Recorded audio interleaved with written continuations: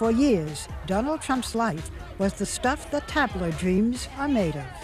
What a great honor it must be for you to honor me tonight.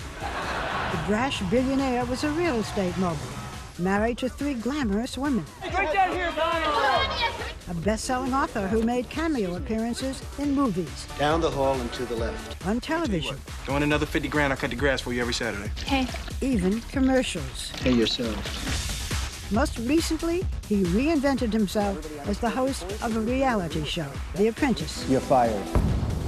Not the typical resume of a man who aspires to be president. What made you start running? Did you have a dream? Did you get up and say, you know what, president? The time I really thought about it was last time when Mitt Romney ran. And he ran, and I decided not to do it. And I had a lot of obligations. I was signed a contract with The Apprentice, and I had a lot of buildings under construction. I was doing a lot of things. It was sort of difficult to do it then. Now I'm in perfect, it's perfect. Although I gave up 2 seasons of The Apprentice. NBC signed me. I know, but it's still, you know what? It's a lot of money, and it's 2 years of primetime television and other things. But this time I said I'm going to do it myself. But Donald Trump is a candidate unlike any other. Because our leaders are stupid. Stupid people. Wah. Bing, bing, bong, and that. With his lack of propriety, Donald Trump. Trump has made the theater of politics popular. The only one qualified to interview me is me. But some say it is also less than presidential. You used to call me on the cell phone. We are in that moment today where there seems to be no distinguishing between reality TV, celebrity, and political or hard news. He is the most reality TV star of a candidate that's ever existed at the most reality TV time in America. I first met Donald Trump in 1987. Michael Jackson was at the top of the charts. Hair was big, greed was good. Greed works. And then 41-year-old Donald Trump was flying high. When you look at that wonderful skyline, do you say, I own that? Well, I look at that skyline, Barbara, and I really say it's the greatest in the world, and I'm very proud to be a part of it. In the Big Apple, the trump card was an ace. Anything else you want to buy as you look out there? Any good properties that we can see? I'd really like to buy everything if that were possible. I bet you would. What about Central Park? No, I think that should be preserved and left, and Donald Trump should not be allowed to touch Central Park. A lot of people are very relieved. But Trump was already dreaming about his next conquest, a future far more grand than just Prince of the City. New York developer Donald Trump charging American foreign policy lacks backbone. Is he running for something? It was the beginning of a long flirtation with the greatest get of all. We're going to see whether or not I'm going to run. Are you running for president? I have never been so serious as I am now.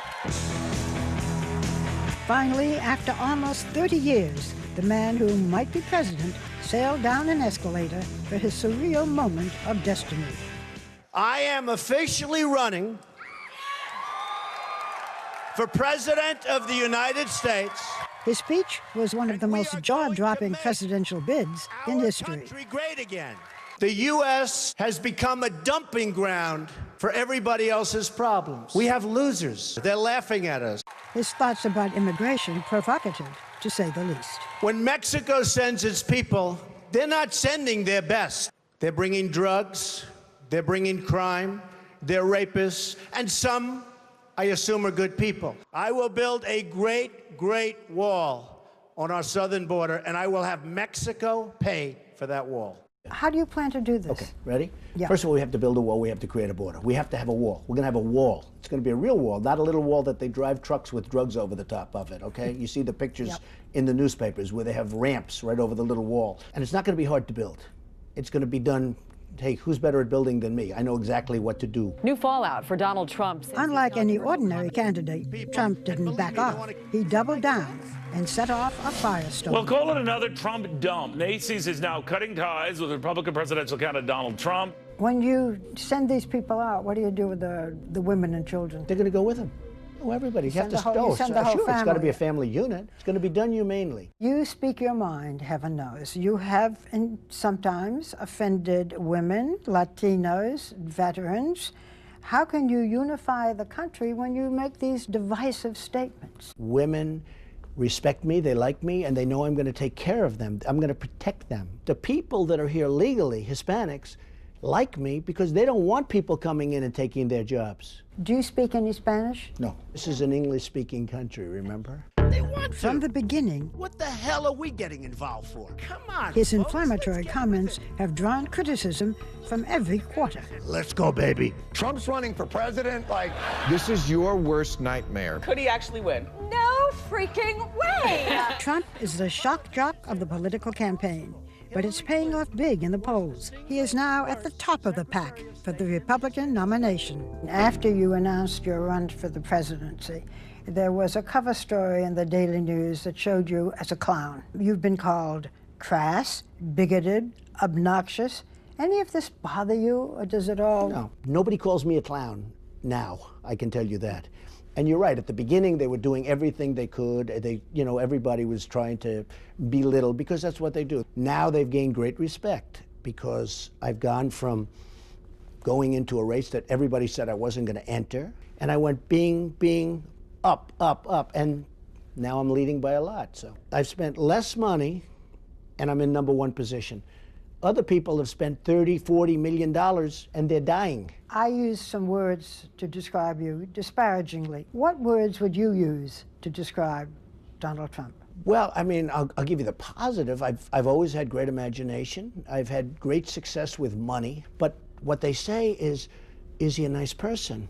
And I think actually I am a nice person, but I think the thing that will surprise people, I'll be a unifier. I think I'll bring people together. And that includes blacks and whites and everything. I think people will come together. But the man who calls himself a unifier has had a divisive history on the campaign trail. 1 second. No. I The didn't simple want fact to is, get Donald, you cannot take more energy tonight. I like that. I never attacked him on his look, and believe me, there's plenty of subject matter right there.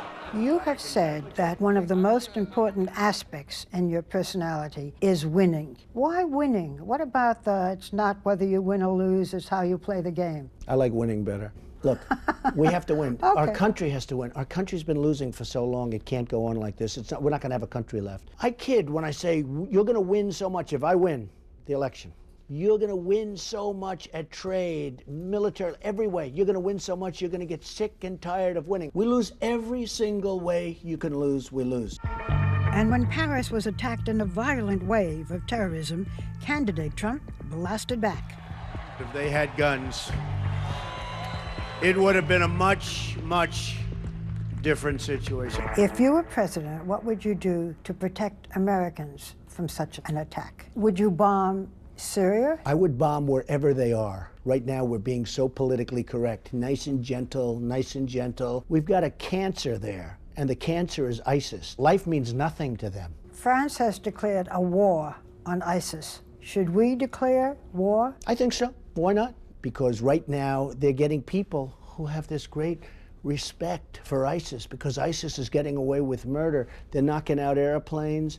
They're knocking out nightclubs in Paris. You can't let that happen. You have said that you could reason with anyone from Putin to the Chinese leaders. If you had an opportunity to speak with a leader of ISIS, what would you say? You got to take them out, Barbara, and you got to take them out swiftly and strongly. As far as ISIS is concerned, that's a different thing. These people are crazy, okay? These people are crazy. You called President Obama, I'm quoting, insane for allowing Syrian refugees into this country. We have no idea, Barbara, who they are. If you were in the White House right now, what would you be saying? Oh, I would be saying, let's go, folks. And I would be getting other let's countries. Go, folks. Look, I am the most militaristic person. I will make our military so strong and so powerful, nobody's going to mess with us.